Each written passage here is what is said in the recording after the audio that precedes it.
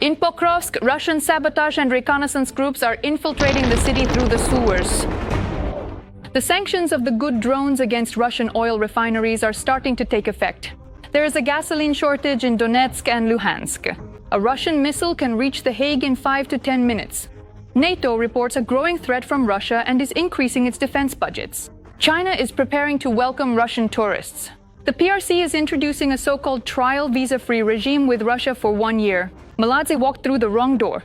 The artist is accused of having ties with pro-Ukrainian concert organizers who fund the Ukrainian armed forces, while the wives of Russian soldiers who suffer abuse from their husbands are taught to endure the beatings, cover up their bruises, sit quietly at home and not provoke their husbands.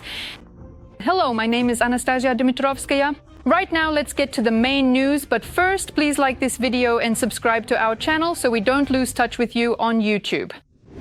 Ukrainian defense forces have pushed back the Russians near Tolstoy in the Donetsk region. This was reported by deep state analysts. Meanwhile, the Russian army advanced in 2 areas of the Dnipropetrovsk region, near Malevka and Yanvarskoye.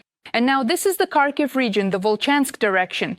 Ukrainian border guards destroyed a Russian Sontsepik flamethrower system. The Ukrainian Navy also destroyed a high-speed boat of the Russian fleet carrying airborne troops on board. 7 Russians heading to the captured Dzerzhinsk spit off the coast of Kherson region were killed, and 4 more were wounded. Meanwhile, in Pokrovsk, we have another creative move from Russian sabotage and reconnaissance groups. Now they're trying to enter the city through the sewers.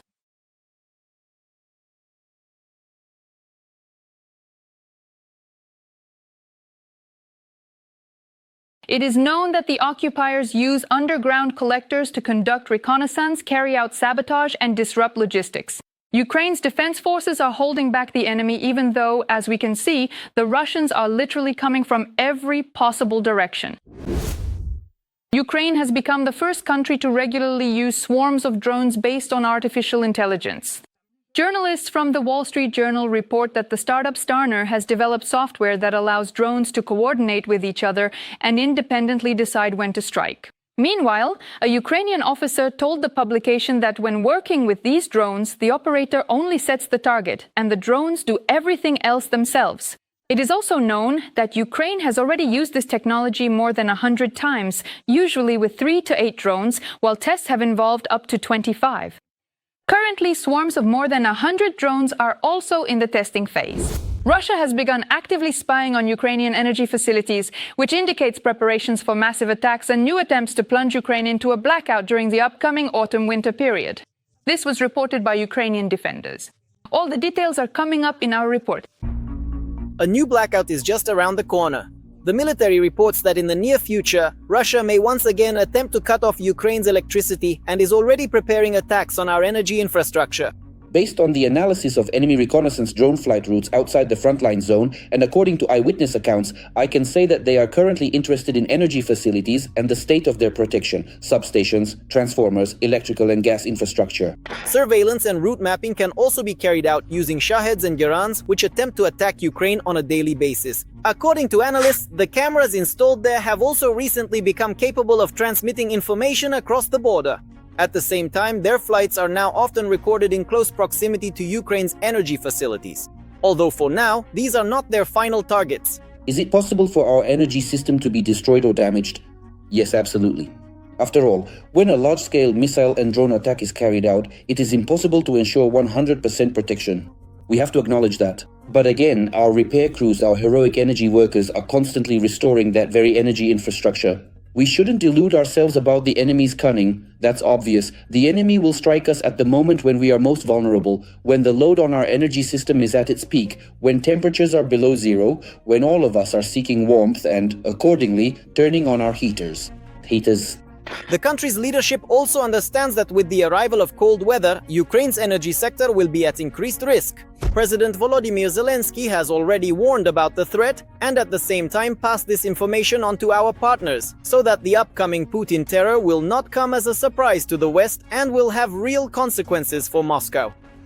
Russia is planning further attacks on the energy sector. Specifically regarding the Russian threat to the infrastructure of our nuclear generation in Ukraine, the data has been passed by Ukraine's Minister of Energy to the IAEA and to Mr. Vitkov. The Minister of Defense of Ukraine has passed the information to his counterpart in the United States. At the same time, analysts are also naming the reasons for such threats. The main reason is the failure of Russia's summer offensive campaign. Their attempt to break through the front and thus force Ukraine into peace has ended in complete fiasco. Now, once again, they will try to put pressure on the population. Although it's the same over there, even the most notorious ones say, guys, come on, they know who's bombing, who's blowing up substations, who's striking the thermal power plants. They hate us. Not Zelensky, not Ukrenergo, not DTEK, not the energy workers. They hate us. How are we supposed to be friends after this? Guys, is it finally starting to sink in for you? We're not stupid. We know who's to blame for our misfortune.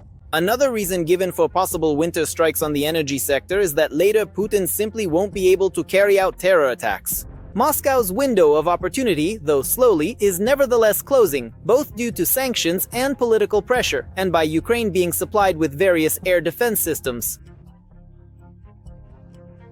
He understands that in principle, at some point, the Europeans and Ukraine will convince Trump that, wait, let's actually contain Russia. And he realizes that the window of opportunity might close while things aren't working out at the front. Again, he might be prepared for terror. The goal of terror is to break resistance.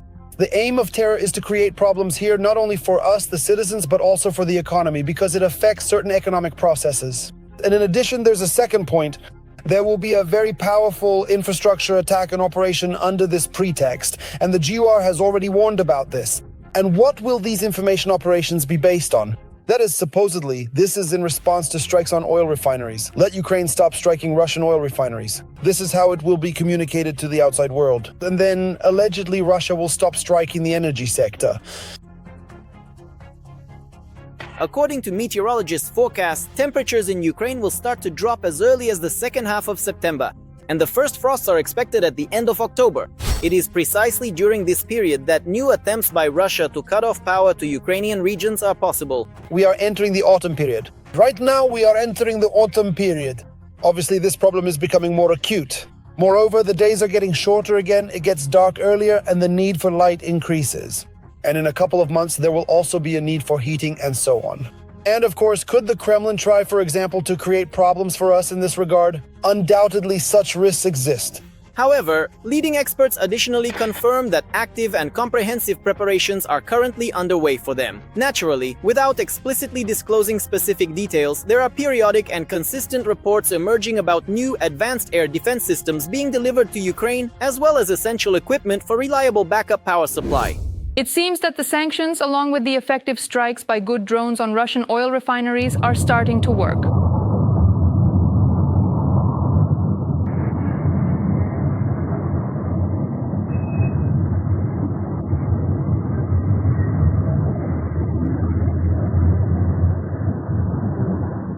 In fact, in the temporarily occupied Luhansk and Donetsk, there are kilometer-long lines at gas stations. And as people are writing online, a similar situation with fuel is developing in Russia itself, though not yet on the same scale. So, in the temporarily occupied territories, quote, there are some problems with gasoline after the attacks on Russian oil refineries. Here's another little gas station that's popped up for some gasoline. People come and get it. Right next to the new house. Please do not fill up the Hummer, though. It truly guzzles a significant amount of fuel, you know? The so-called occupation authorities do not openly admit a direct connection to the strikes on oil refineries, but instead lie, claiming it's simply increased demand and low supplier reserves. Meanwhile, people online are complaining en masse about the gasoline shortage. My throat is burning from the gasoline. I'm honestly shocked. You can't even find 92 octane anywhere. We drove to the boiler room and got in line. We kept driving and waited in line for a long time. Finally, it was our turn. We filled up and they told everyone, no one else will be able to get gas. This is a disaster. In short, as they say, people are complaining and the authorities just shrug their shoulders. Although in the case of the Russian authorities, they don't even shrug their shoulders. They just try to convince people that everything is fine. A Russian missile can reach The Hague in 5 to 10 minutes. In fact, NATO Secretary General Mark Rutte, speaking about the increase in the alliance's defense spending, stated that NATO countries are doing this not for Trump, but because the threat from Russia is growing every day. Let's not be naive. One day, this could affect Luxembourg and my own country, the Netherlands, as well. Right now, we are all safe. We think we are far from Russia, but in reality, we are very close. And considering the latest Russian missile technologies, for example, the difference between Lithuania on the front line and Luxembourg, The Hague or Madrid is just 5 to 10 minutes. That's how long it takes for such a missile to reach these parts of Europe. In addition, Rutte also mentioned the recent incident involving the plane carrying Ursula von der Leyen. The GPS on board was jammed, and Russia is suspected of being behind it. According to him, NATO is taking this seriously and is working to counter hybrid threats. I've always hated the word hybrid because it sounds so harmless. But hybrid is exactly this, interfering with the operation of commercial airplanes with potentially catastrophic consequences, an attempted assassination of a major industrialist in one of the NATO member countries, an attack on the National Health Service in the UK. These are not minor, insignificant incidents. These are major incidents that have a huge impact. Well, what can I say? I approve of this approach to dealing with Russia because believing that they will truly curb their imperial ambitions is rather naive and fraught with consequences. Friends, I see in the comments that we have a lot of viewers from Kazakhstan, Azerbaijan, Georgia, the USA, and Europe. We are very grateful to you for your support. Let us know which country you're watching us from and whether you believe that good will triumph over evil in this war. I'll be happy to read your comments this evening and like the ones I enjoy the most. But for now, let's continue. Now comes the most interesting part. Putin's worst nightmare come true. A new NATO military headquarters has started operating in Finland, located just 300 kilometers from St. Petersburg. Since September 1st, the headquarters of NATO's Regional Land Command has officially begun operations in the Finnish city of Mikkeli. This was reported by the Finnish army on their official website. The city is located just 140 kilometers from the Russian border and 300 kilometers from St. Petersburg. Previously, the closest NATO command headquarters to Russia was in Szczecin, Poland. That is the multinational Northeast Corps, which is 414 kilometers from Kaliningrad. All the details are coming up in our report. NATO, a new neighbor for Russia. As of September 1st, the regional headquarters of the alliance's land forces officially began operating in the Finnish city of Mikkeli, according to the Finnish army. Mikkeli is located just 140 kilometers from the Russian border and a little over 300 kilometers from St. Petersburg. This decision is a clear political signal to the Russian Federation that Finland is a full-fledged member of NATO. We can consider this a counter-move by the NATO bloc in response to the construction of new military bases near the Finnish border. This includes Kandalaksha, Petrozavodsk, and a number of other settlements within the Russian Federation. At the initial stage, the headquarters plans to accommodate about a dozen people. In the future, they plan to increase the staff fivefold. NATO is making it clear to the Russian Federation what possible future scenarios may unfold, at a time of escalating tensions directly on the borders with the NATO bloc. Let me remind you, Finland joined the NATO bloc in 2023, and after that, the total length of NATO's border with the Russian Federation doubled and now amounts to 2,600 kilometers. The headquarters will manage the alliance's ground forces in the northern region, coordinate the actions of national armies, as well as jointly plan exercises and operations. The new structure will report to NATO's Norfolk Command in the United States, which is responsible for the Atlantic and the Arctic. Recently, the Russian Federation has been undertaking a series of provocative actions on the borders with the NATO bloc. This concerns not only land borders, but also accordingly maritime borders. This includes the incursion of a Russian vessel into Estonia's territorial waters. This includes the statement by the Russian Ministry of Defense regarding claims to the Swedish island of Gotland in the Baltic Sea. And these are also the very recent actions involving the deliberate jamming of GPS signals, specifically affecting the aircraft of Ursula von der Leyen. Finland's Minister of Defense, Antti Häkkänen, has approved the deployment for August 2025. Last fall, Häkkänen emphasized that the establishment of the headquarters in Mikkeli is a signal to Moscow. Finland is a full-fledged member of NATO. The alliance plays a key role in ensuring its defense. NATO has taken advantage of the current situation that has developed in the post-Soviet space. Accordingly, no one asked the Russian Federation for permission regarding Finland and Sweden's accession. Essentially, the point was that Finland's accession to NATO marked the end of its 75-year status as a neutral country. The main reason for Finland abandoning its long-standing neutrality and joining NATO is the Russian invasion of Ukraine. Threatening to prohibit the expansion of the military alliance, the Kremlin dictator launched a war in Ukraine, where for the 4th year he has been killing people and destroying their homes. Meanwhile, right under his nose, or more precisely, right up to Russia's border, NATO quietly crept up on Putin, expanding its scale and spheres of influence. Starting from September 15th, China is introducing what it calls a trial visa-free regime for Russians. The Chinese Ministry of Foreign Affairs announced that the trial visa-free regime will be implemented for 1 year, and under this arrangement, Russian citizens will be able to enter the country for 30 days with just an ordinary international passport. In Russia, people are already imagining that China will become as popular as Turkey or Thailand after this.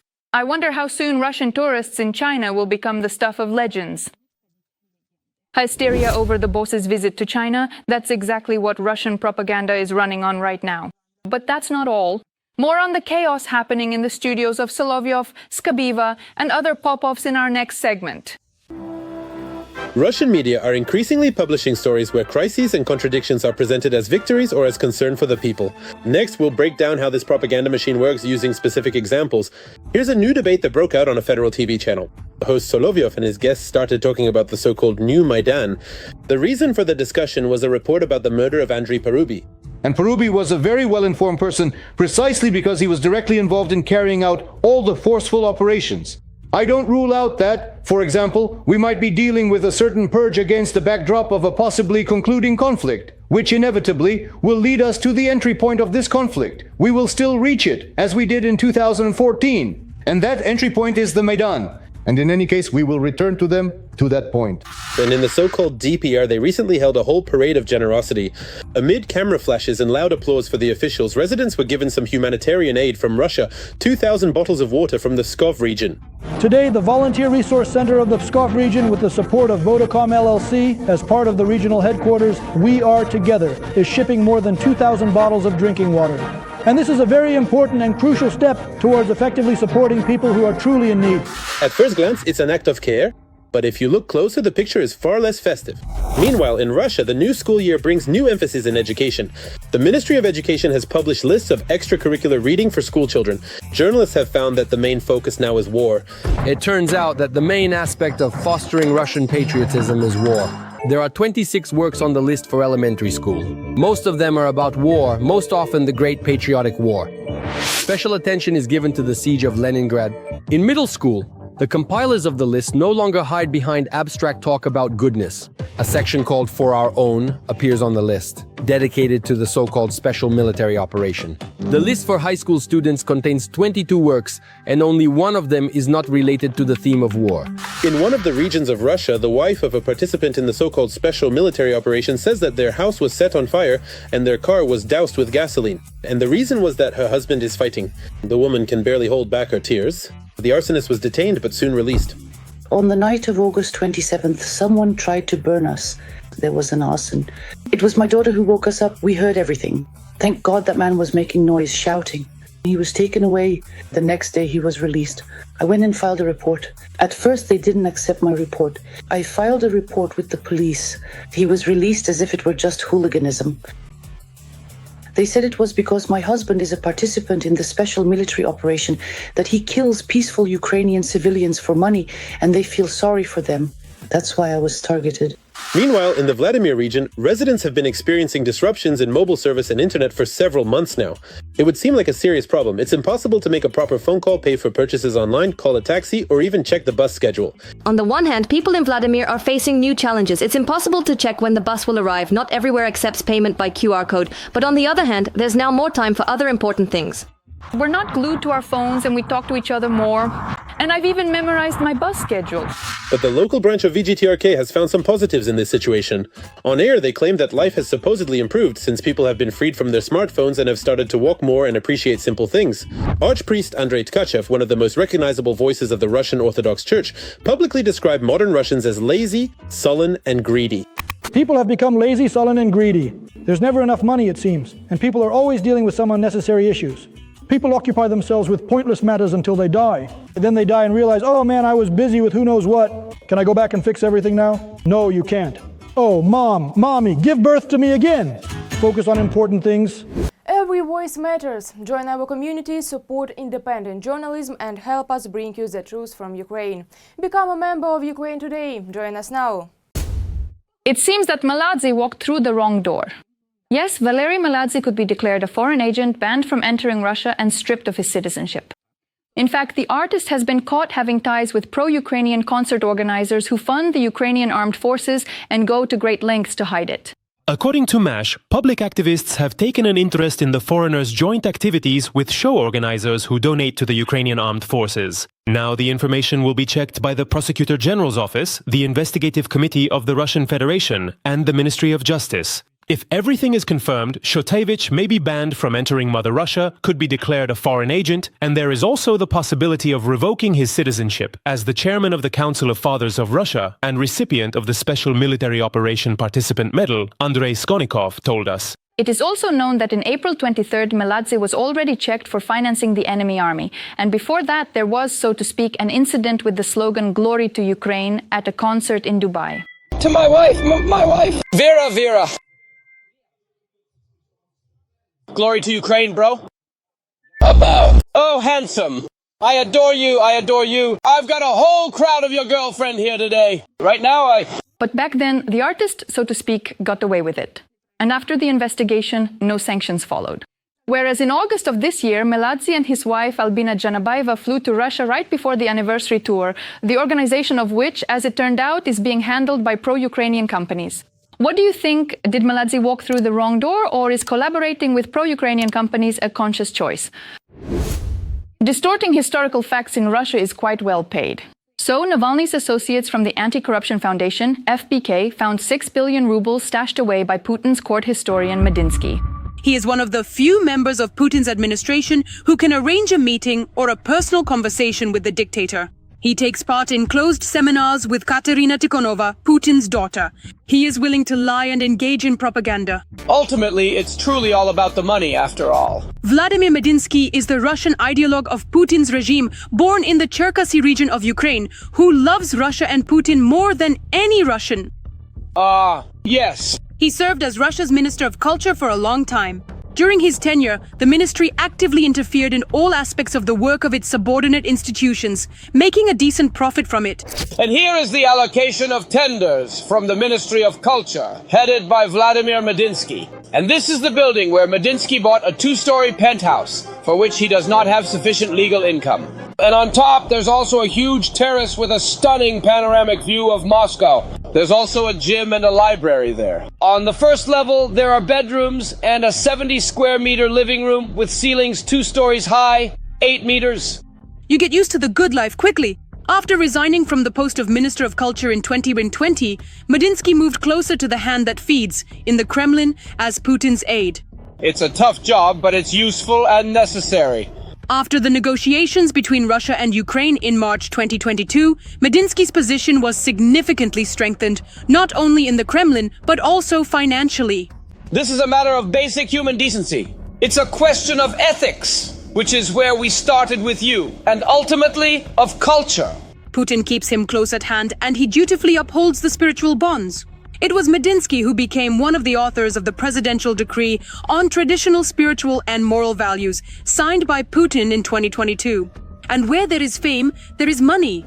In the fall of 2023, in the midst of the war, Medinsky's wife and children were vacationing on the French Riviera in Monte Carlo, Cannes, and Nice. We have a bottomless barrel of money. Medinsky didn't stop and kept proving to Putin that he would do anything for huge amounts of money. For his so-called services to the motherland in 2024, Medinsky was given control over an entire division of the presidential administration, which oversees issues of cultural and historical educational policy. And an old mansion. Let's move to the very heart of Moscow, to Bolshaya Yakimanka. Here stands a beautiful old mansion.